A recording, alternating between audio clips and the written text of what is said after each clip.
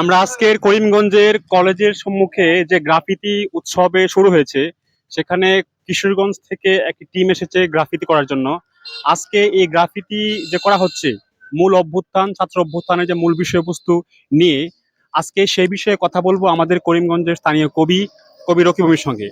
রকিব ভাই, আপনার আজকের এই যে গ্রাফিতি উৎসবের উদ্দেশ্য এবং উদ্দেশ্যটুকু আপনি প্লিজ বলেন। আমাদের সন্তানরাই আমাদের পৃথিবী। আমাদের সন্তানদের মনস্তান্ত্রিক যে চিত্রকর্ম গ্রাফিতির মাধ্যমে ফুটানো হচ্ছে, এটা আসলে আমাদের অন্তর্দৃষ্টিকে ফুটানো হচ্ছে।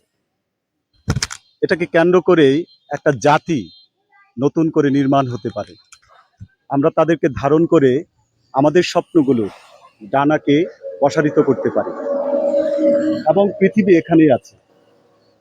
এটার মাধ্যমেই আমাদের দেশকে, আমাদের চোখের সামনে আমাদের সার্বভৌমত্ব কেমন হবে, আমাদের জীবনযাত্রা, আমাদের স্বপ্ন কেমন হবে, সবগুলো তুলে ধরা হচ্ছে।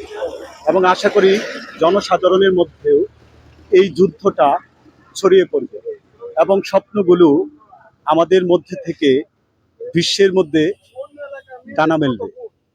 সুতরাং এখন যা কিছু হচ্ছে, নতুন বাংলাদেশের স্বপ্ন নিয়ে, নতুন চোখ দিয়ে, এসবের প্রতি আমাদের সমর্থন এবং ভালোবাসা রইল। জীবনকে সুন্দর করার জন্য আর্ট একটা বড় ভূমিকা রাখে। জনগণের মধ্যে এবং মানুষের মধ্যে যখন আর্টের প্রতিচ্ছবি পাওয়া যায়, তখনই পৃথিবীটা অনেক সুন্দর একটি ফুলের মতন ফুটে ওঠে। এই ফুলটিকেই আমরা দেখতে চাচ্ছি আমাদের বাংলাদেশে। এবং জীবনের সঙ্গে মানুষের যে সংগ্রাম, সংঘর্ষ, লড়াই টিকে থাকুক। সবাই ভালো থাকুক। ধন্যবাদ। ভালো থাকবেন।